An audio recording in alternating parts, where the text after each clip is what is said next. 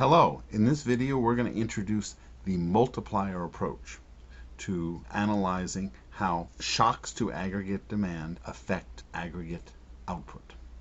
This video is part of Chapter 10, Part 10.4, Learning Objective 10.4. Now, very often in macroeconomics, we want to tell stories about how changes to expenditure in one sector or one group of economic agents ripples through the economy, spills over, has what we might call knock-on effects, and ultimately has effects on the aggregate output gap.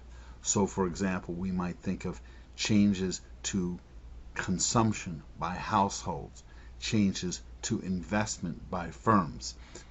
These are shocks that we learned about in previous chapters. But let's take an example. In the chapter, the further to the point talks about the revival of the U.S. housing market. In the U.S., as was the case in other countries, low and falling housing prices were, to some degree, responsible for poor economic performance, low output growth for several years. When housing prices were stagnant, people spent less. However, around 2012, the situation began to change. Housing prices began to recover, and for a number of reasons, people began to spend more. Now, one of the direct impacts was that as housing prices began to increase, more houses were built. That meant that companies hired more people to design and construct new houses. So you can see that these people who were designing and constructing new houses, they had some more money in their pockets.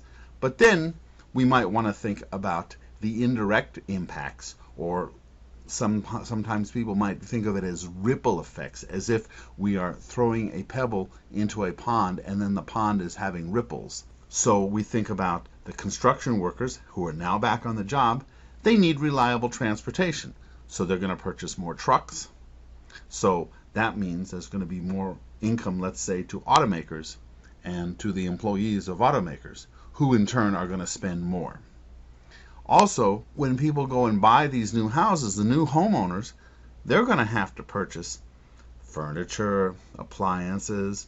They're going to have to make their gardens pretty, landscaping materials. And all of these providers of these goods and services, furnitures, appliances, landscaping services, they're all going to benefit. They're all going to have some extra money in their pockets, and they're going to be spending that money as well. That's the kind of indirect or ripple impacts that we often talk about.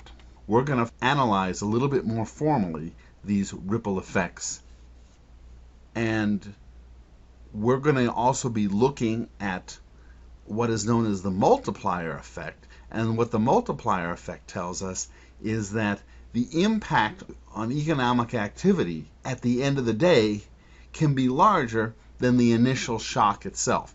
So that initial shock, we say, is multiplied as it ripples throughout the economy. Now, this multiplier effect, this magnification of a shock, only happens under certain circumstances. And one of the circumstances that we're going to assume is that prices are assumed to be fixed, because it turns out that if we have flexible prices, some of these multiplier effects can be choked off. So we're going to continue this analysis in another video.